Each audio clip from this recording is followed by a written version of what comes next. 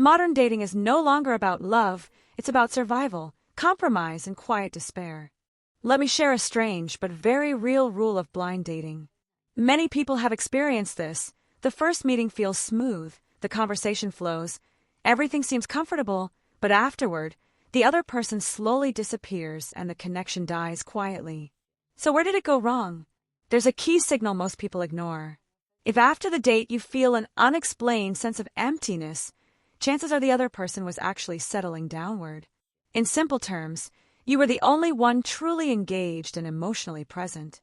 The other person was mostly just being polite, responding out of courtesy, not genuine interest. Relationships that start this way rarely last. Older single women are reaching a breaking point. Some have even started offering houses just to get married. This is an exaggeration. Lately, a large number of women from Beijing have come forward, many openly saying they don't want bride price, don't need a house or car, and some even say the man doesn't need to pay anything at all. As long as he's willing to marry her, she's willing to contribute, or even give a property in Beijing. What is happening here? It feels like a collective mental collapse. After observing closely, most of these women are around 35 years old and highly educated. Objectively speaking, they are capable and successful, but the Beijing dating market is extremely unforgiving to them. No matter how strong their finances or careers are, once men hear their age, many immediately lose interest and cancel the meeting. Just today, a 36-year-old female PhD told me she owns a 150-square-meter apartment in Xi'an, yet she was still rejected. The man said he would rather live in a smaller place if it meant marrying someone younger and better looking. She was devastated and asked me whether women like her, only losing on age, really have no chance left. So what do Beijing men think about this? In Xi'an alone, the number of older single women has surpassed 500,000. The hardest age range is between 30 and 35. Many of them have stable jobs and good looks, yet marriage has become increasingly out of reach. A major reason is that most of them aren't locals. They moved to Xi'an because of opportunity and development trends. Some can't afford housing at all, and their income barely supports daily living. Others manage to buy a home only because of low down payments or family help, but now the mortgage has become an overwhelming burden. The most difficult group are women who once dated high-quality men but never made it to marriage.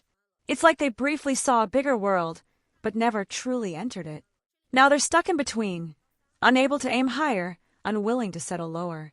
Their standards won't drop, their age keeps rising, and men gradually stop choosing them. Even when they lower expectations, the outcome often doesn't improve much. After the next new year, I'll be 39. I'm unmarried and childless. Recently, my mom finally mentioned a blind date, someone 1 year older than me, working in Shanghai as a designer, earning 300 to 500K a year. His conditions were clear. I must be able to have children and move to Shanghai after marriage. They asked for a photo, so I sent a natural one. No makeup, no filters. In the end, he didn't even add me. Now I feel like I've lost the courage to go on blind dates at all. Sometimes I seriously question whether marriage is even necessary in life. People around me already assume I won't get married, and I've slowly accepted the idea of growing old alone. But confusion hits me often. I don't know how to structure my life anymore. I'm not obsessed with money, nor chasing big dreams. So what exactly should I live for? You don't even want marriage anymore, yet you still expect someone to chase you relentlessly. How does that make sense? Just yesterday, a mother came to sign her daughter up. The girl was born in 1992, 166 centimeters tall, bachelor's degree, earning about $120,000 a year. During our conversation, the mother kept saying her daughter was shy, reserved, and slow to warm up. Honestly, my head started hurting the moment I heard that. She then picked a man, 3 years older, 174 centimeters tall, bachelor's degree, earning around $180,000, with a house and car. She liked his appearance, so I introduced them. They talked for over an hour. Later, the man told me the girl seemed distant and uninterested. After exchanging contacts, he tried inviting her out, but she repeatedly said she was busy and postponed every time. When I spoke to the mother again, I asked whether her daughter genuinely wanted to date.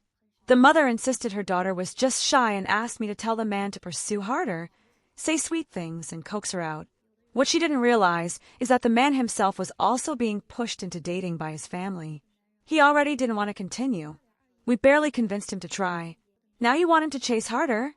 Many women still expect men to flatter, gift, and beg, but many men today have already given up on marriage entirely. How do you expect them to keep playing along?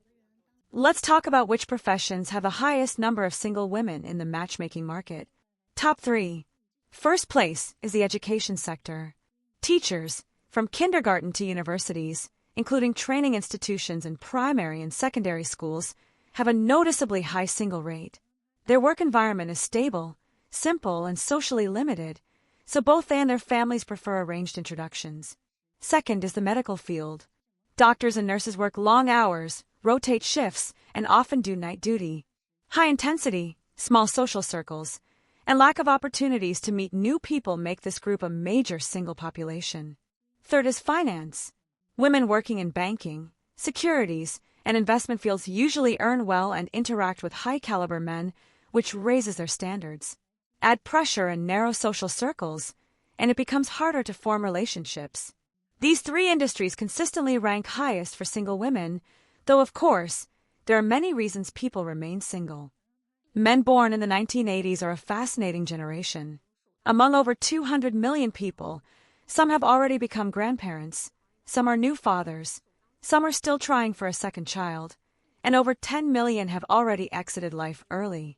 Most late 80s men are heavily in debt due to housing and cars, averaging hundreds of thousands per person. The burden of real estate adjustments has largely fallen on their shoulders. Yet these men rarely complain.